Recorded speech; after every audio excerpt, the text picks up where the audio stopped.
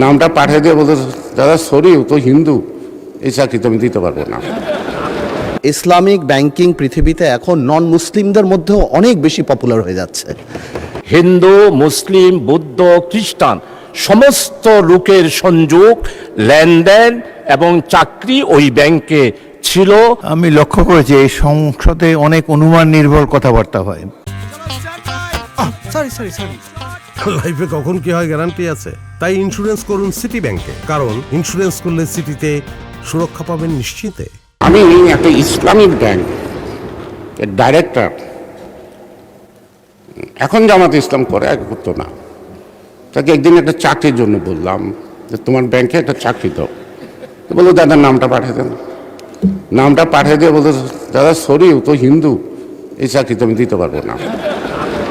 মাননীয় স্পিকার, ব্যাংকের নামের আগে যদি ইসলাম থাকে, সেখানে যদি মুসলিম ছাড়া অন্য ধর্মের লোক বাংলাদেশের চাকরি করতে না পারে, এটা যদি কোনো আইন হয়, তাহলে সেই আমি বলতে পারে আমি হিন্দু মানুষ, আমি মসজিদে যাইতে পারবো না বা মাদ্রাসায় যাইতে পারবো না, যা উচিত হবে না আমার, ঠিক আছে।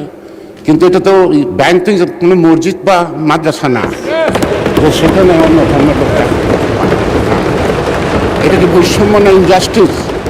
এটা কি মুসলমানের জন্য দেশ স্বাধীন হচ্ছে না? এটা সকল জাতি ধর্ম নির্বিশেষে এই ভৌগোলিক অঞ্চলে যারা জন্মগ্রহণ করছে তারা দেশ স্বাধীন করছে।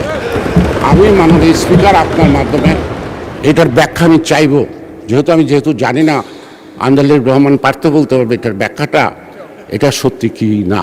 যদি সত্যি হয় তাহলে ইসলামিক ইন্স্যুরেন্স, ইসলামিক ব্যাংক সব ইসলাম নাম দেয়, ইসলামিক সুইট, ওটাও আবার ওই সুইটটার দোকানের মিষ্টি কিনা খেতে পারবো কিনা সেটাও আবার জানা না।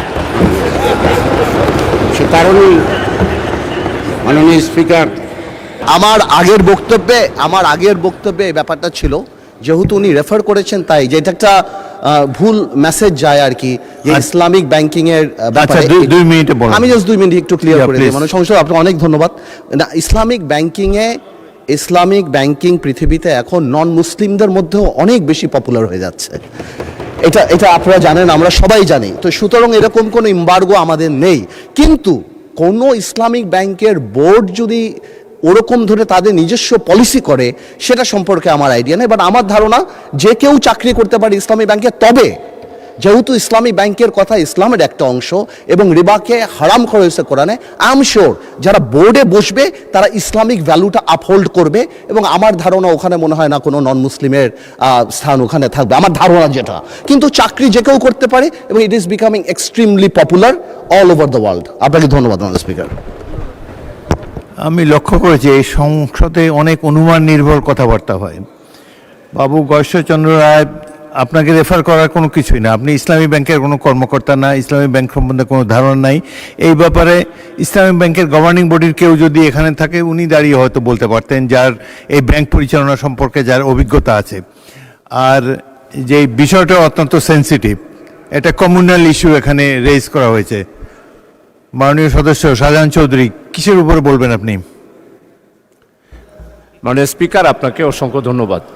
আমাদের সম্মানিত মাননীয় সংসদ সদস্য, সিনিয়র লিডার গয়েশ্বরচন্দ্র রায়, ওনার সাথে আমার ব্যক্তিগত অত্যন্ত গভীর এবং মধুর সম্পর্ক। উনি আমার এলাকাতেও নির্বাচনী এলাকায় বেশ কয়েকবার গিয়েছেন, এবং আমার সাথে উনি যখন 1991 সালে মাননীয় সদস্য, মাননীয় স্পিকার, আমার কথা হলো, উনি একটা রেফারেন্স দিয়েছেন যে আমাদের হিন্দু সম্প্রদায়ের একজন হিন্দুর জন্য উনি চাকরি চেয়েছেন, চাকরি দেন নাই। এটা কখন কোন অবস্থায় হয়েছে সেটার বর্ণনা নেই, কিন্তু আমি স্পষ্টভাবে বলতে চাই, ইসলামী ব্যাংক জাতি ধর্ম নির্বিশেষে হিন্দু, মুসলিম, বৌদ্ধ, খ্রিস্টান সমস্ত লোকের সংযোগ, লেনদেন এবং চাকরি ওই ব্যাংকে ছিল।